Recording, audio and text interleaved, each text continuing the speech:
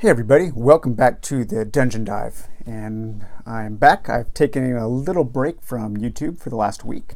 I've been doing some modeling, some hand modeling.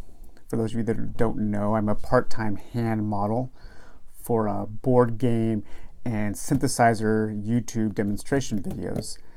No, not really. I was doing some, putting together some models for Death Watch Overkill during my hobby time last week. I've had that game for I think well over a year now, and I haven't yet put together the models, so I'm doing all of that. Really looking forward to getting some of those hybrid Gene Stealers built so I can use those in some games of Space Hulk. But anyways, we're going to jump back into our Warhammer Quest series, and I have decided to just go ahead and do everything that I have. I know I was talking about maybe skipping some of the White Dwarf issues, but I'm not going to do that. I'm already down the rabbit hole this far. I might as well just do a completely exhaustive series on the game with absolutely everything that I have access to. And so that is what we are going to do. But first of all, we need to jump back in time a little bit. On the last episode for the Warhammer Quest series, we were looking at issue 191 of White Dwarf. And I realized that I forgot kind of a cool article. Somebody pointed it out to me, and I had it flagged. I don't know why I didn't cover it, but it's a little mini campaign, and that is called A Horror Awakens, and this is written by Gavin Thorpe. There's a nice little John Blanche picture down here. So, a cry for help in the dead of night leads your warriors into ever greater danger as they track down and pursue an evil necromancer, a lone witch hunter. Knows of this danger that could plunge the old world into a nightmare of war and death, but only with the help of your brave warriors can this evil be stopped. So this is a little 3-mission campaign that uses the stuff from the Catacombs of Terror expansion. So it's just a nice, neat little way to use the stuff you've already bought in different ways. So you have 3 different adventures. The adventurers, let's see. To play the first adventure, Death in the Night, you will need a necromancer model to represent the warrior's enemy, Alberto Larenscheld. If you have any other event cards, such as the Orc cards from Lair of the Orc Lord, or some you have filled in using one of the blank event cards, you can include those in the first 2 adventures. And so you have Death in the Night, Holy Mission. Each one of those has some special rules. And then finally, you have the Caverns of Dread. And it talks a little bit about linking these adventures together to form a mini campaign.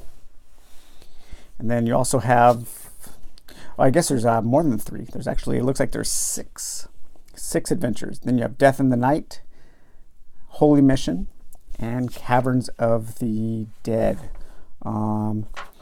Actually, I misspoke. No, there are 3, and there's 3 different ways, or there's different ways that you can play the 3 adventures. That's what it is. So if you do the mini campaign, if you're linking your adventures, you should keep the same warriors you started with. Any gold, equipment, and treasure they have left at the end of each adventure may be used in the next one. When they start the next adventure, the warriors will have their full starting wounds. In addition, any equipment or treasure cards can be used once per adventure or are permanent, can be used again. So you have a nice little article here with a couple different ways to play through 3 different adventures using the stuff you've already have if you've purchased the Catacombs of Terror expansion. So that was it. Just wanted to touch on that because somebody said, hey, I think that little expansion was in issue 191. I checked and it was. Okay, so next we're going to go on to issue 192. This is a fantastic issue. This has some really, really great stuff in here. Take a look at the cover real quick here. Let's see, who was that cover by? Is that a David Gallagher? Yep. All right. And so let's see what I have flagged in here. So we have this month's releases. We have the Witch Hunter pack, £6.99, box set with 1 miniature, cards, counters, and a 20-page rule book. I really like the Witch Hunter. Played through a little mission with him recently. A lot of fun. Okay, now let's see here. So Necromunda was getting really popular during this time, and I think you can kind of tell that they were really starting to focus on Necromunda rather than Warhammer Quest and some of the other stuff for quite a few issues. They really went deep into the Necromunda stuff. Here's some Golden Demon from 1995. So that's like the Miniatures Painting Awards. Pretty cool there. And let's see, next up for Warhammer Quest is we have our full page ad for the Witch Hunter. Sworn to seek out evil at its source, the Witch Hunter metes out justice with his saber and pistol. With his magic amulets, the Witch Hunter can ward off the predations of chaos, imbue himself with strength, or banish the warrior's fears. When such physical weapons are to no avail, he alone can defeat the hellspawn he faces with the power of his faith. And actually, I thought this was pretty cool. This is a article about Shadow of the Horned Rat, a computer game from 1995, and I think it was also on, it was also on the PlayStation, the Saturn, and the 3DO. It just has those old classic 3D graphics that are really, really hard to go back to.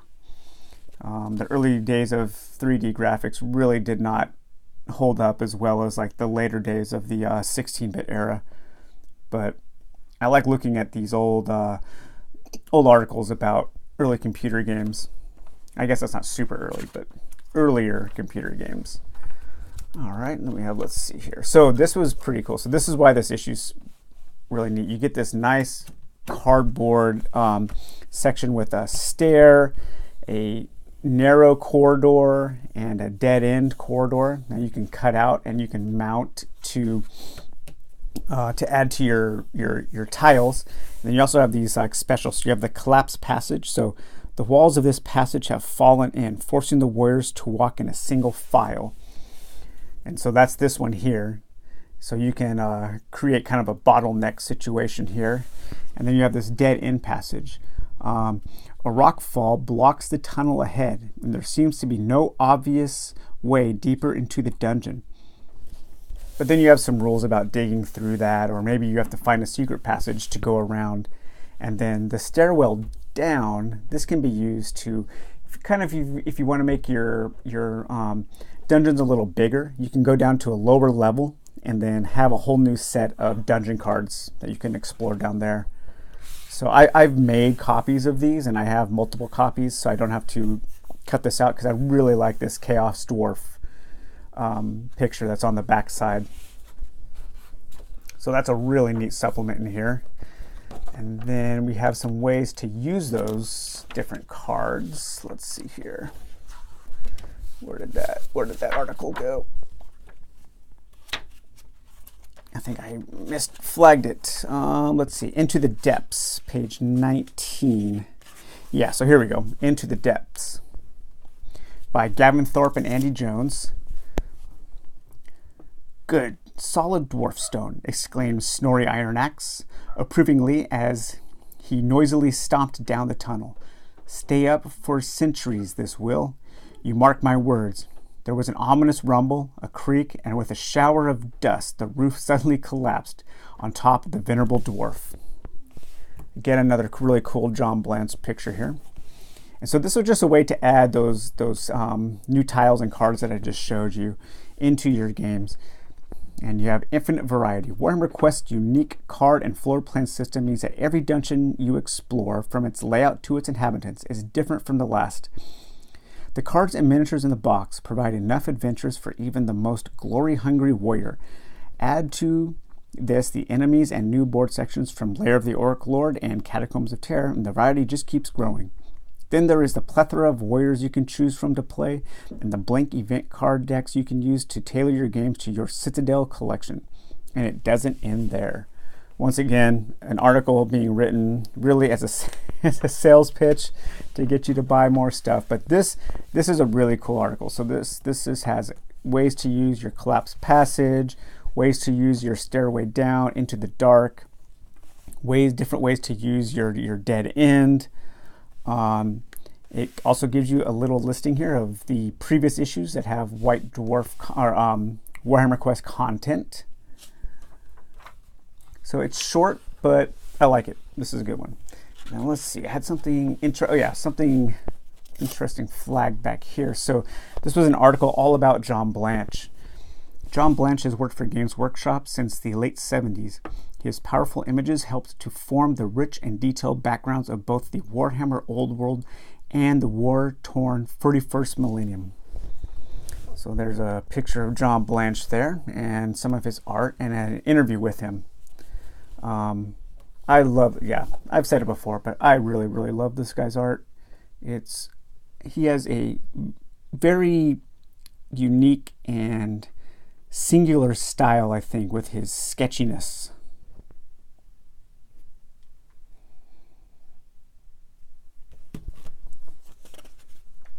Oh man, some of these are just absolutely incredible.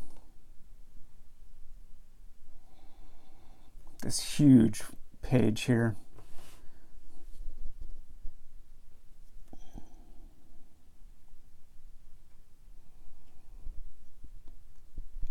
So I think I've noticed more of his stuff having to do with 40K rather than the old world. Again, lots of looks like Necromunda stuff. You could tell that that was kind of the focus that Games Workshop was taking during this time. But this is a really, really neat interview with some great art. So highly recommended. This is a classic issue, 192. And it's still, like, you can get these for not very much money now. I think the most expensive one with the inserts is maybe 10 or 12 bucks. I've found them for a lot cheaper. All right, so now we're going to move on to issue 194. Once again, Necromunda there on the cover, and that was a David Gallagher cover again. So there's not a lot in this issue, but let's see. We have this main article here is all about party composition and just different ways to put your party together, and it's got a little short story here about, you know, a party of adventurers together. Warriors come in all shapes and sizes, from the brawn of a barbarian to the lightning fast reflexes of a war dancer or the fencing skills of an imperial noble. Andy explores the mysteries of the warrior and discusses the composition of your heroic adventuring party. So this is by Andy Jones, the creator of the game, and he just kind of gives some pointers and some tips on how to construct your party if you're interested in that kind of thing. And then over here, this is kind of the neatest part of the article, is they go through all the different warriors, you know, whether they're good at fighting, magic, or healing, and then the verdict on kind of like overall what they're good at. I really really like the warrior priest one. Is he good at fighting? Is he good at magic? Is he good at healing? Yes. I think that should be a as well. His holy book can fill in for magic quite well. His ring of jade heals. His warhammer can do a lot of damage. For protection, his breastplate gives him extra toughness. A good warrior to augment the strengths of a party. His blessings help the other warriors, giving them strength, etc. when in dire peril. Yeah, but he can also hurt them. So yeah, I don't know. But I do like this. This is a neat little article, neat little overview of all the different warriors that you had at your disposal that you could use. And it talks a little bit about ways of using bigger parties. I usually go the opposite way and use smaller parties. I like to play solo with only 2 heroes. But then you have a bunch of stuff on how to tailor your monster tables to your party, changing the balance. You know, if you don't take a dwarf, you may not get a rope to start with. So I always, if I remember, I always give my parties, my starting parties, at least 1 rope to use, because you will die in pits all the time. Another little bit of flavor text here. So yeah, this is it's one of the longer articles, and it doesn't actually add much to the game, but it does give you some ideas to think about when you're playing. So I like that. And then let's see, I have one other thing flagged in here. Oh, just another full page ad for the game, and this one includes pictures of the 2 expansions. So not a ton in that one, but it is a good article. So that's 194. And then last up tonight, we will take a look at issue 195.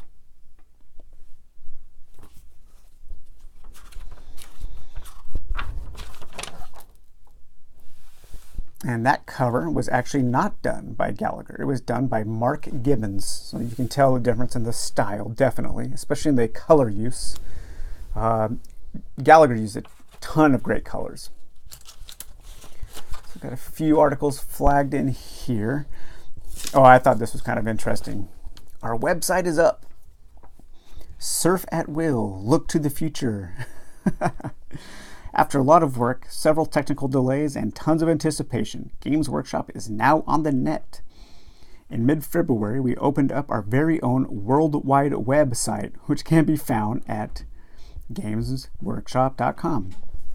So I always like early internet history. I think is very fascinating, especially because it's kind of like, it's pretty important to me personally, just about, growing up. All right, so the first time I was able to access the internet, I was in, well, besides bulletin boards, I guess I was in like probably a senior in high school. I remember using some BBSs in high school, and I don't even think AOL was around when I was in high school. We never had AOL in my family. I think we had CompuServe or something, but one of the first pages I remember going to just on the web was GameFAQs, actually, back in the day. So I really like internet history. I think it's interesting, and it does play a pretty important role in the development of nerd hobbies and having access to other people who maybe weren't in your area. So yeah, pretty cool, good stuff. So this issue, I don't think I have the cardboard in here anymore. This did not come with it, but I do have the cardboard. And this is a really cool issue here because of this Domain of the Horned Rat. Now, I suspect that this was supposed to be a full boxed expansion at some point. And the reason I think that is because this is by far the most detailed campaign expansion in the White Dwarf issues. It comes with a really good objective room tile that you can use, and I highly suspect that this was supposed to be a much bigger campaign, and probably due to shrinking sales of the old world stuff as they were starting to focus more on Necromunda and 40K, they probably decided to scrap it for the most part, but they had so much work done that they ended up putting most of it in here. Now, I can't say that's for sure, but that's my gut feeling, because this is a really, really good expansion. Even in the heart of the Empire, no one is safe. Below the bright cities of humanity lurks a darkness which constantly strives to overthrow all civilization.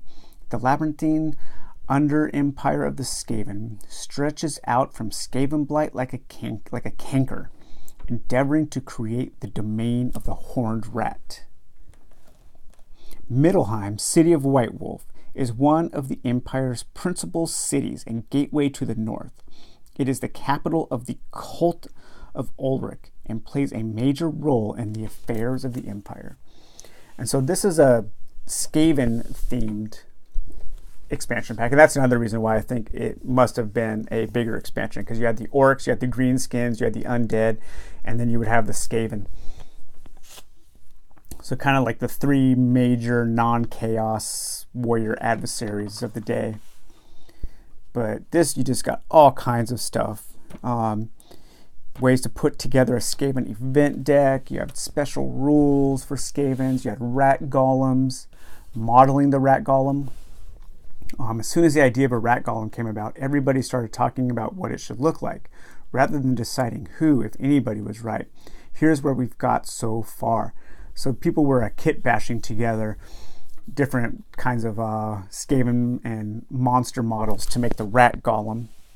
You have different kinds of special rules for the warp stone, different kinds of special rules for the rat golem attacks. And then you had Quirk's warp fire generator. So this is the special tile here, and it's a larger tile. I don't know if it's quite the same size as an original objective room, but it's still pretty big. And you have special rules for this tile, nice little bit of flavor text, a chart for misfiring on the warp fire generator, Quirk's laboratory, objective room monster table. So it was considered a full objective room. So you have all of that, and then you have your adventures here. So you have 1, 2, 3 full adventures to use with the Skaven objective room, each with special rules and encounters, and then even kind of ways how to use the Skaven in the role-playing idea, in the role-playing part of the game. So that was it in that issue. But good issue, $195. You can get it with the inserts. I highly recommend it. This issue is pretty beat up. So I didn't even look for an issue of this with the inserts because my game of Warhammer Quest, I think it came with some DIY stuff already put together for this issue. So all right, well, that's it for this video. Hope you've enjoyed that. Next up, we're going to keep going through the issues of White Dwarf, and I think I'm going to do a video or two on an older game from the early 2000s coming up this week. Probably just in the next couple days, we'll throw up a video for Dungeon Run, an old Plaid Hat game that's sadly out of print. So, all right, guys, well, have a good one, and talk to you later. Bye-bye.